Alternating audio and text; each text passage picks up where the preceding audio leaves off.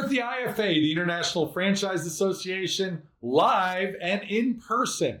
I have a top CEO with me today. We're going to talk about the cleaning business. Now, you got to hear this because we're going to talk about the master franchise model up next. So I like to say the invisible became visible because of COVID. It moved the cleaning into light. And now commercial cleaning really is an essential service. And a lot of people forget it is like joining a mastermind. That's an everyday mastermind with people doing stuff the same way as you and obviously sharing best practices. So at Stratus, we like to say that we are about lifting people up, protecting people's health, and giving back. And those are legacy values that I think are important. This episode sponsored by SEO Samba. Empower your franchise with predictable results and AI-driven marketing. Doug Flaig, CEO of Stratus Building Solutions. Welcome, Doug. Thanks. It's so good to be here, Lance. Appreciate it. I am excited to have you in our fancy hotel room. Yes. Open bar. Just kidding. So let's talk about what is a master franchise and why is it?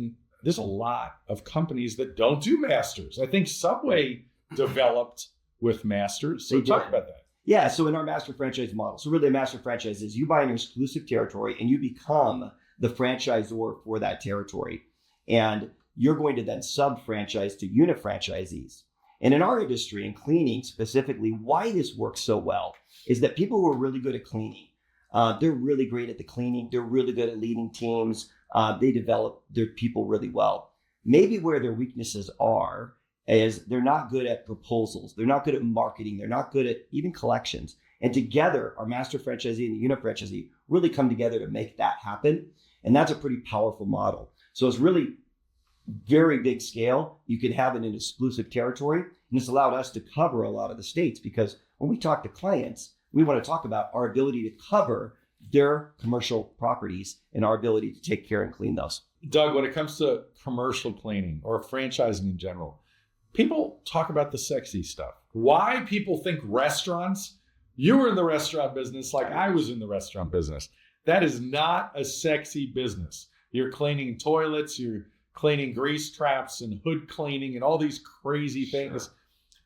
But commercial cleaning is an amazing business. If we didn't know before COVID, maybe you can speak to that. Sure. Before COVID versus after COVID, talk about that and why Stratus Building Solutions is such an effective, amazing franchise. Yeah, no, that's a great question. I think what I see is, so we'll talk a little bit about commercial cleaning. And really in franchising, the key is you want to make money, right? You're buying a business that's a turnkey model and you want to make a great return on that investment. Check. Right? Check. There you go.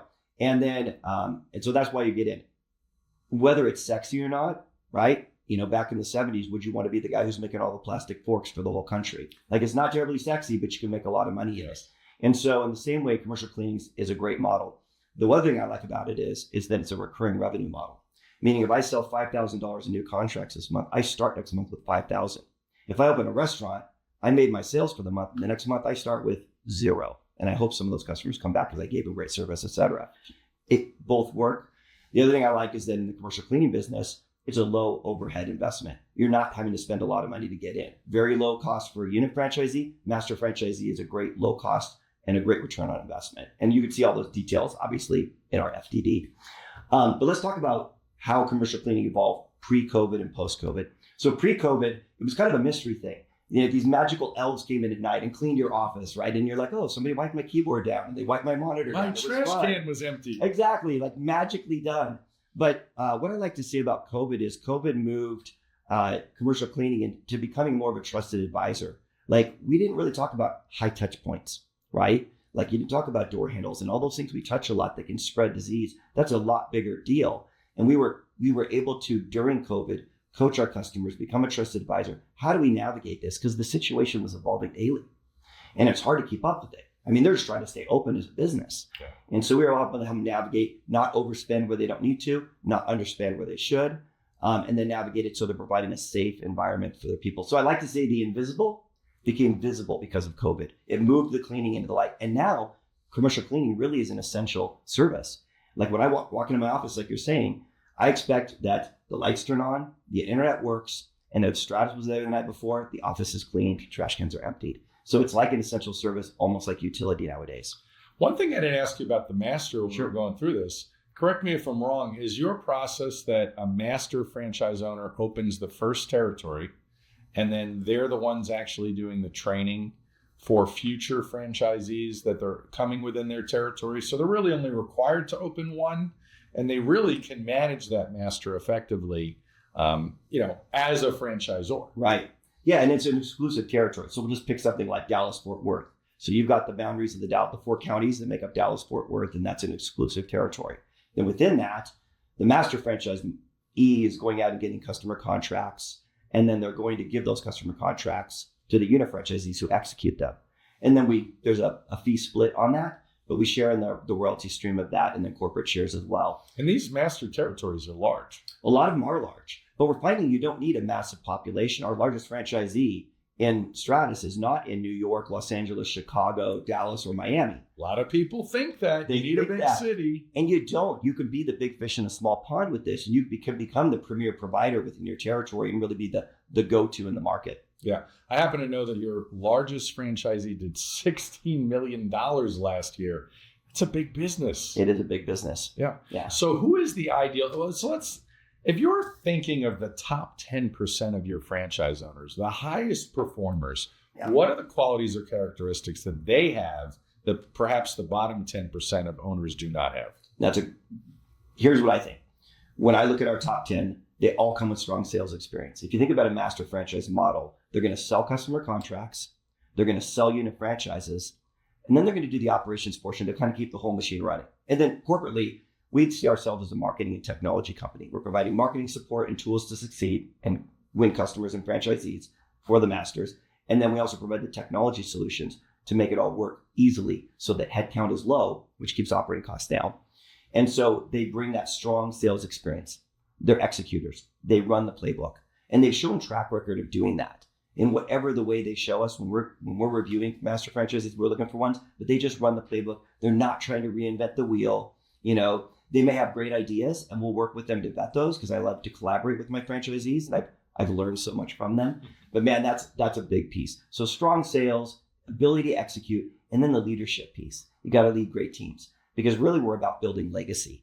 And I want those master franchisees to have that ability to have work-life balance as they build their brand. Look, first 2 years, you're going to grind it. You're going to make it happen. But as you start to add team members, you can have a little bit more freedom in your lifestyle. And that plays out regularly with our top performers. Bottom performers are the inverse. Don't sell, try to reinvent the wheel. Don't listen to the playbook, can't execute. Like all those things are downfalls at the lower level. Got to follow the process and then trust the process. It's what you bought. You bought a turnkey model, right? And that's key. Sounds like a bad marriage. Yeah. So you just mentioned leadership. So talk about your style and purpose-driven servant leadership. What does that mean to you and the organization? Yeah. So having been in franchise for over 30 years, I believe, You're really old. I'm premature and gray. I'm gray on time in this. I believe franchisees are the heroes of the industry. They put it all on the line. They risk it. And so on the corporate side, I don't want to make decisions from an ivory tower, right? So to me, my job is to serve our franchisees, provide them with the tools to succeed, listen to their feedback, adjust where we need to. So that manifests in a lot of different ways. I don't see myself as some kind of like mucky muck that's just pushing down all this wisdom. So servant leadership is asking questions, understanding root causes, not jumping to conclusions, right? And very, very big piece in franchising, which sometimes doesn't happen, collaborating well with your franchisees. Like really listen to their feedback because they're on the front lines. You got to be in touch with that. And the other thing I like about it too is in franchise leadership, I think in the franchise model, it's important to have some skin in the game as a master franchise or as a franchisor. We own 14 of our master territories. So we have skin in the game. We're close to the economics, right? We're close to the unit economics. We're close to the master level economics.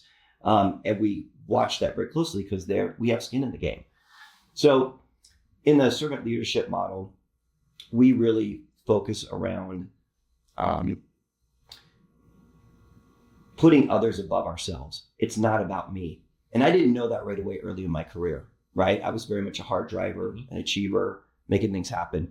And I shifted into more of a servant leadership mode by learning really it's not about me, but it's about lifting the people up around me, which is really what we're talking about, whether that's franchisees, corporate team people on the ground. Yeah, it's amazing that people don't realize that by being a servant leader and making sure your team is set up for success, you're putting in the work, but then they're doing the work so you can enjoy that day off, that weekend off, whatever it might be. Sure. And some people don't get that. Yeah. They get, that classic chuck in a truck, stand in the van philosophy. And it's okay to work hard. Right. Everybody has to work hard. Oh, yeah. But there's a system and a process to follow. You mentioned collaboration. Collaboration, I think, and putting together the right team and listening to the team that you put together is probably one of the most underestimated things about getting into franchising. People think of, I'm paying a fee, right, and then I'm paying royalties, and what have they done for me lately? Yeah. And a lot of people forget it is like joining a mastermind. That's an everyday mastermind with people doing stuff the same way as you, and obviously sharing best practices.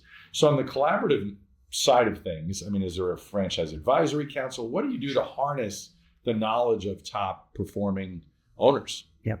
We do have a formal franchise advisory council, and we meet on a monthly basis, and they've got their bylaws, and we meet with them and collaborate. I run ideas by them that I'm even thinking about before it ever goes to the rest of the system, so they get a peek under the tent because I want their feedback.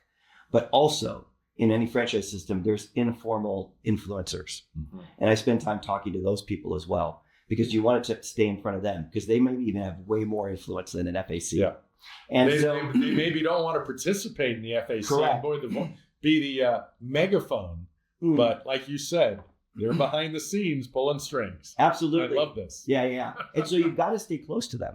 And then also they're listening and they have influence over a lot of franchisees. So if they say, this is a good idea, it's not hard for me to sell it. And I don't try to roll stuff out that's not going to have a return on investment for the franchisees, right? We're not going to throw digital menu boards in if we were a restaurant, if there's not a clear ROI on that. Right. And so whatever those are, we're always looking to collaborate well, that this is about making money and what's best for the franchisee. I love that. Talk about support in general. Support and marketing are the two biggest things I've learned as a franchisee myself in the past, that franchisees are really looking for on a regular basis. How are they supporting me? How are they supporting me better? And what is the latest marketing like? Is that customer acquisition model working? And obviously you guys are B2B. So, and I love the fact that it's recurring revenue, but we all want to beat last year's numbers, and you guys are on fire, so to speak, in a good way. Yeah. With beating last year's revenues and what have you. But talk about support and marketing. Yeah, that's a good one. So we believe that from a support perspective, we give a lot of support right at the front end. You've got to get out of the gate quick. We've got to get that momentum going, because if you're starting from zero, you're still building that compounding recurring revenue growth, but we want to get you past your break-even point as fast as possible. So we have simple ways to do that, regular execution, even your typical week. I just bought this franchise. I'm sitting in my office Wednesday afternoon, my first week. I have one customer and one franchisee. What should I be doing? It's literally, you can look and you got a true north direction right there on your wall. Oh, it's Wednesday afternoon. This is what I should be doing right now. And we teach all that in training. So there's a lot of support on the front end. And then after you're out of the gate and moving, we've got ongoing regular touch points, and we kind of break it up by tier. So startup group, right? When you're a startup, you have certain challenges that you're facing. We meet on a monthly basis with all of ours in startup. Then we've got emerging or established or enterprise. When you're at enterprise, you're dealing with much different issues than the startup group. So we bucket our support and our listening, collaboration that way. And then of course, we have a great culture. So because every territory is exclusive, right? We're not encroaching on each other. All the masters want to see every master succeed. So one of the things I've loved is there's these informal mentoring relationships that form. And then there's sometimes formal mentoring relationships that form too, that we might direct people to that need a little extra help, because sometimes peer-to-peer can sometimes be a little more well received than the others. So a lot of support early on to make sure you get past the break even and onto the full profitability, and then ongoing support in a variety of different methods. On the marketing side, I said earlier, I think we're a marketing and technology company at the corporate level, right? So we're going to give you all the tools to succeed. So you get your microsite, we're going to get you on the SEO within the first month or two of being open. We're really good at SEO, SEM. Is that all the marketing in-house, or is there an agency of record for everybody to share? Yeah, so we share a common agency that does all our, digital lead gen and all those pieces. We do manage our website internally. We've got really good tech, because I said we're a technology company. And so we do a lot of that piece in-house. But the messaging, the avenues that we're going after, the customer experience online, all those things, we really work with our ad agency partners to help us craft and develop, because it's easy to get stuck in your own echo chamber sometimes. Yeah. But we provide all those tools to them, and then the masters can deploy them in a variety of ways. We generally do our digital marketing the same, but we've got some franchisees that are really heavily leveraged in third-party lead gen. Okay, that's great, and they're doing that. They're going to get stuff from the website, but then also they use third-party lead gen. Others have been open for a while, and they're just data mining their first-party data we have a common CRM we use, which is HubSpot, and they're mining that data, and they're just generating appointments straight out of their first-party data, which is phenomenal. Yeah. And so there's a lot of different ways you can do it. We're there to coach and help you along the way. But we also, and we don't, this is interesting, at Stratus, our master franchisees don't pay into an ad fund. And we don't really audit on how much they're spending, right? They're supposed to spend a certain percentage. We don't really audit that, but we can see if they're not, because the results are there or they aren't. And so one thing we do is we carve out a portion of our royalties and use that to develop all the marketing and support that goes back to them. Yeah. And it's been good. It's been a great model. It's allowed us to accelerate very quickly. Well, I guess if you're onboarding the right franchise owners and they have this growth mindset, you know they're going to be investing in marketing. Absolutely. Yeah. And that's one of the things that's important you said. I really like that. You've got to onboard the right franchisees. And even if you're looking at a franchise, you got to go, is this really what I'm good at? Right? People are generally good at something. Is this really what I'm good at and I'm passionate about? And we're looking for people with sales experience. In fact, at the master level, one of the checkpoints along our process is they're going to get pre-qualified, all the normal franchise stuff, FDD, all that. And then there's a point where they meet me prior to discovery day. And that's my veto vote. And I'm looking for culture fit, because I know the financials, all the other pieces have been vetted. I'm looking for culture fit and any red flags there, kind of leveraging my 30 years of franchise experience. My team's very well aligned with me, so that very, very rarely ends in a no, but it has. And I think that's important, because one of my jobs is to protect the culture, to keep it going with the growth mindset. All right, I have to know now. Sure. Give me the last, not the name and address and phone number of the last person you rejected, but what was it that told you that person wasn't a good culture fit? Yeah, this is a pretty easy one. I rejected them because they wanted to reinvent everything. Their whole thing was like, here's what I can bring you. They weren't even on board yet. They're not even on board. And they're telling me about, I'm going to help totally revamp your marketing. We totally help you operationally here. We're going to do this. And I'm like, you're buying a turnkey system. We kind of paid the dumb tax already, so you could be here with us. And they just wanted to reinvent everything. When you can't follow the playbook, that's not necessarily good friendship. So that was an easy one. Yeah. But yeah. Yeah, that's terrible. So I was now going to roll into, so what do you say to someone like that, obviously, that, well, go ahead, start your own commercial cleaning brand, building solutions concept. Sure. Versus joining us. What kind of mountain can that be to climb? It sounds like a pretty big mountain, because there's a lot of people out there all over the internet. Sure. I don't need a franchise. I can do it on my own. What most of them end up discounting, and I want your opinion, most of them discount the speed to get there. They might be able to do what you've done. It might take them 10 years. Yeah. Or never. Right. And in your case, as a franchise owner, it's going to be much, much quicker to get to whatever your goal is, right? Yeah, absolutely. I think that's why you buy a franchise, right? You're buying somebody who's an expert in that industry, so you don't have to figure it all out on your own. You don't have to understand what marketing strategies work and don't work and spend money doing that, which eats up your dry powder, your working capital. And so that's why you buy it. And we also know, hey, you should get to this point about this time. We're helping you drive towards that. And if we see you starting to stumble, we're like right there picking you up to get you back on track, because we don't want to see people stumble. We don't want anybody to fall. And we want to help you get to that point. Because if you're slow growth, and I'm just going to pick round numbers. I got $100,000 in working capital, and I'm slow growth, and my working capital is going down, and I'm not past break even point. I make much different decisions with $20,000 left in the bank than when I have $90,000 left in the bank, right? 100%. From investment spend, even if I'm that close to the tipping point, I may pull back, and I've down to slowed my growth more. And so we really want to help people get past that. We understand that. So doing it in a franchise model, much easier, much more effective. I think there's a reason the word scarcity has basically the root word scare or scared in there. Sure, absolutely. I'm going to tighten up those pockets. When you talk about the ramp up period, and you're talking about marketing, it seems like people are really scared about the first year in business. It's that black hole or that mystery of what is going to happen to me and my family in the first year. I know I invest a certain amount, and the investment, remind me, is so right now $250-ish. Yeah, $250-ish SBA financing, but I don't know. Masters is kind of finicky on master finance. Yeah, so SBA doesn't generally work, but we're good at like 401k Robs, rollovers for people like that, HELOCs, whatever you need to do. Yeah. And we want you to have, and some of that amount you're talking about is just your working capital. Right. So we really want you to have some working capital. The rest is like the fees and the starting your office. Yeah. But it's generally a low cost, even to get to a master level, low cost. But your question is, what does that first year look like? One of the things we do during our franchising qualification process is they really spend a lot of time talking to the existing master franchisees. And I really try to make sure that at least speak to somebody who's maybe coming from a similar industry, situation, background than they are. They can talk to anybody they want, of course. But I want them to talk to somebody who's kind of been down the journey already, because it's easier for them to hear from somebody who's walked that path than me, right? Or my friend Doug guy. And so I really want them to get a feeling for like, what were the things you didn't think about? I didn't think about health insurance for my family. Well, how'd you overcome that? Well, here's what I did. Oh, so there's a solution. Yeah. And I'm learning from somebody who's already been there. When you get that, it brings the stress level down, because you're like, well, I'm looking at that person. I could do that too. Yeah.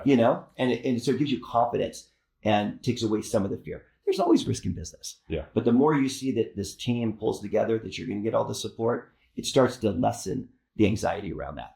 I always tell my clientele, me being a franchise broker consultant, I always tell my clientele, you always want to work towards no surprises. Right. So when you do talk and you have that opportunity to do validation, and I explained, every great brand has validation, obviously, like you do as well. And it's crazy when you ask franchisees that are successful. And I always say, talk to successful franchisees. You don't want to talk to people that are unsuccessful. Sometimes you'll do that by accident. Sure. Every organization, including McDonald's, has people that aren't as successful. But when you talk to really successful people and you ask, what was the hardest part? Maybe it was a surprise. Maybe it wasn't a surprise. I don't know. But we all have to get through certain things. Sure. We know if we're training for a marathon, there's going to be hard parts if we've never run 5 miles. Right. Exactly. Or 10 miles. But the good news is you're with a group that already has, right? That's the best part. And we know the path. Like, you're not going to go be navigating this. So you're not going to be like a bushwhacker, right? Going through the brush, carving the way. We already carved the path for you.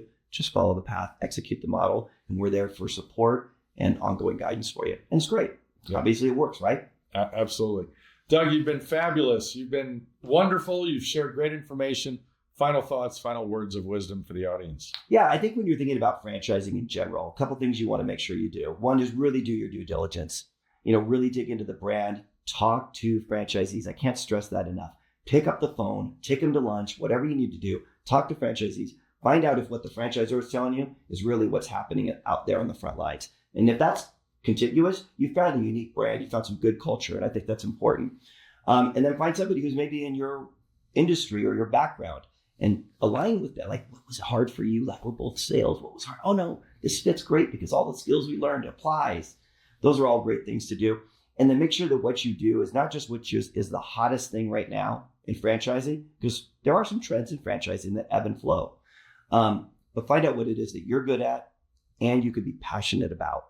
At Stratus, we like to say that we are about lifting people up, protecting people's health, and giving back. And those are legacy values that I think are important. Wonderful. Thanks for being here. Hey, thanks so much, Lance. Thank you.